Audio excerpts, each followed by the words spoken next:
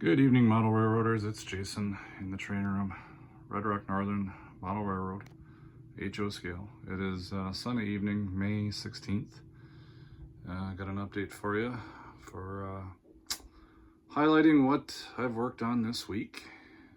We'll just, as usual, kind of pan around the room, just a couple of items to note, I think. Mainly scenery. So if we look in Red Rock Yard, actually, let's start on the left. The service road that leads to the engine facility and the yard office. I've lined both sides of that road with some scenery now. I think I might have actually last week had the left side done. It used to be all just bare dirt like this. Yeah, I think I had the left side done last week, but worked on the right side this week. And then I thought, you know, while I had the scenery materials out, I was going to sprinkle, you know, a few bits of the foliage that I had to fill in some of the spots where in the yard where the brown ballast was kind of cracking and starting to look a little bit unsightly if you look close. So I ended up going through all of the yard and patching those spots, and you know, you can see a few of them here, so it kind of gives a little bit of contrast to the yard instead of the yard being all brown and greasy and oily and also weathered with the powders. Got a little bit of a green contrast now, so we can see a couple spots at the beginning of the yard. There's also some spots back here towards the rear of the yard, and it kind of just gives it, I think, a natural look of growth of weeds and so forth. So kind of serve two purposes: to cover up the cracks, and it also provides that contrast, like I said. So I think it looks good. I also took the opportunity while I had the foliage out in the road, I decided to go ahead and just line the inside of the long track 5 here, the inside. Again, just to break up a little bit of the monotony of all the brown ballast. So now we've got foliage randomly grown in spots, and you can see I kind of brought it right up along the side of the entrance to the service road here on this side, and I even dabble a little bit there. So I find that foliage is so easy to work with, and I think it looks fantastic. So I've got 3 different shades of foliage, but I end up using the darkest stuff the most. I think it's called like forest green or dark green. I like, at this point, I'm kind of preferring the darker colors on the railroad versus the lighter green colors. The lighter green, just to me, it tends to look more cartoony and unnatural. I've seen others use it, and you know, in the way others who have a really good artistic flair with scenery, they can use it properly. But to me, I don't know. The bright stuff just doesn't look real good on my layout, so I stick to the darker greens, and I think it looks more natural, maybe more healthy is what it looks like, more thick. So while we're over here in Red Rock, one of the commenters last week on my YouTube update was looking at my retaining wall and said, hey, you got any plans to get some ivy or vines or wild weeds or bushes growing up and down from the retaining walls? And I said, yeah, why not? So actually, you once again use that foliage. You just pull it out of the bag and cut a piece off, or pull it out and just kind of stretch it out in different directions and just glue it from the top. So I've got a few pieces hanging from the top, and the idea there is I'm actually covering the screw holes for the retaining wall. So underneath pretty much every one of these, so we can flip up the well, that one's not covering a screw hole. This one is. We can just flip that up and reveal, oh, there's a screw. So the screws really weren't bothering me a whole lot. Maybe they bother other people, but I thought, oh, someone made the suggestion, I can certainly do that. It's super easy to put up some hanging vines and at the same time cover up those unsightly screws. So yeah, I got them in a few various spots, different shapes, and they look, I don't know, maybe I overdid them a little bit, but they look okay. And I'll get some growing up from the bottom up too in a few spots. You know, maybe to cover up some of these cracks where the seams are. Maybe I'll cover up some of that where I'd painted there. But just kind of get them going both ways. All right. Let's see. I think that's it for Red Rock. Yeah, I think that's it for Red Rock. Let's pan around. Nothing going on really in George's Gorge. I did pick out these yard limit signs today. I don't know, these might be a little tycho-ish, but I'm gonna go ahead and, this is the yard limits right here.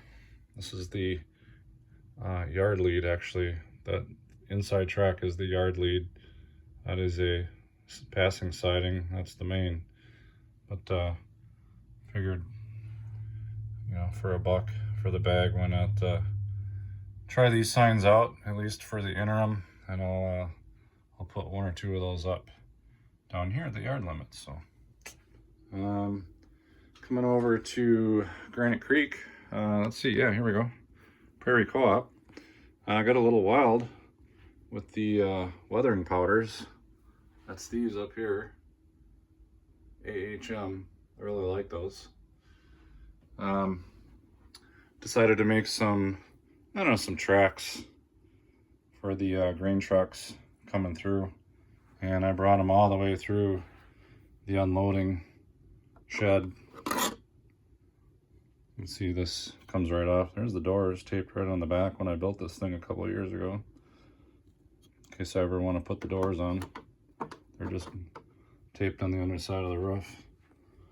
So I don't know, looks a little better. Again, breaks up the contrast of all that pea gravel. While we're over here, also use some of the lighter green foliage here. So we got some wild lighter green bushes growing along here. I'm not sure really what that is. It's just, I thought it looked better with some green in there, just to kind of break up all that muting effect of all this pea gravel. I also put some foliage in here, so we got some wild green growing there randomly in a few areas, as well as over here.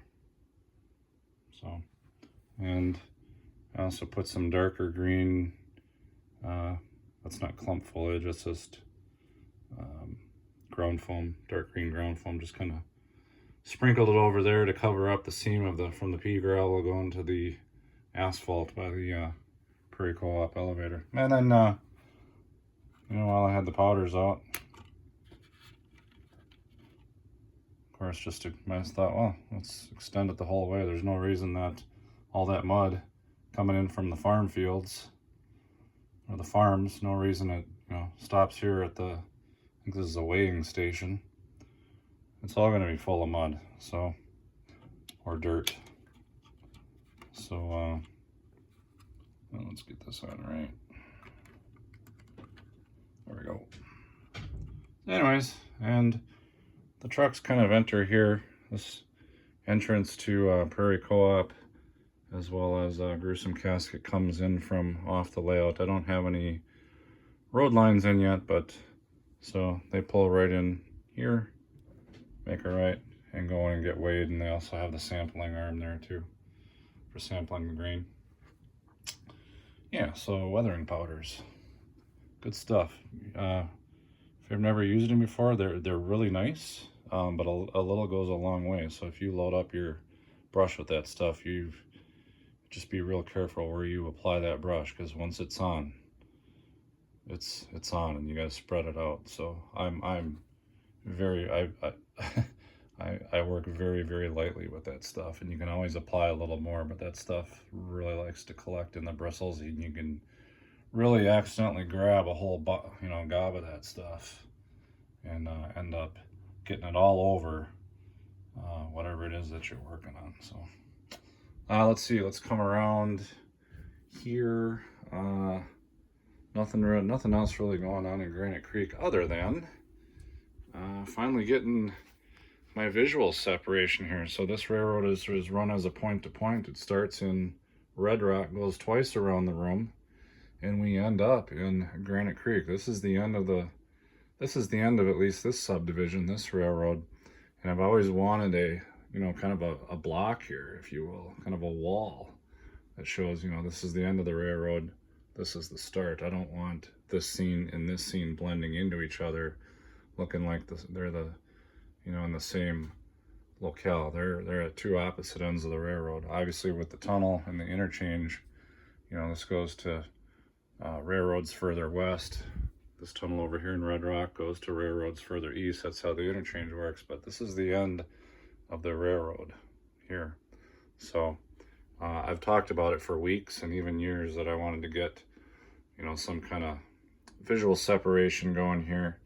And I've decided to do it with some of the trees I had. So I don't know that this is actually finished yet. This was just, what you see here is just 10 minutes of work on a Friday night before I had some people over for an impromptu op session. So I wanted to get this done real quick.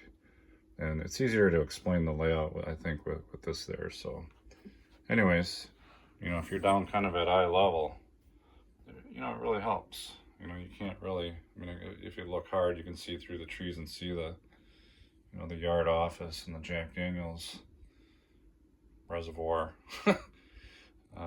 and the yard shop or yard facility. But the idea here is this is the end, so I can get, maybe some more trees in here, so we'll really get it kind of blocked off. But I don't want to get them too tall because we need to be able to reach back here and throw that turnout as well as this turnout for, in Summit to reach the spur for Centennial Mills as well as the passing siding respectively.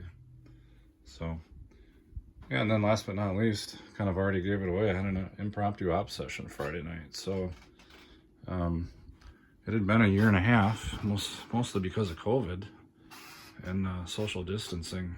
It'd been about a year and a half, August of 2019, by my recollection, that since I had an op session in here. So it's gotten awfully lonely in the train room.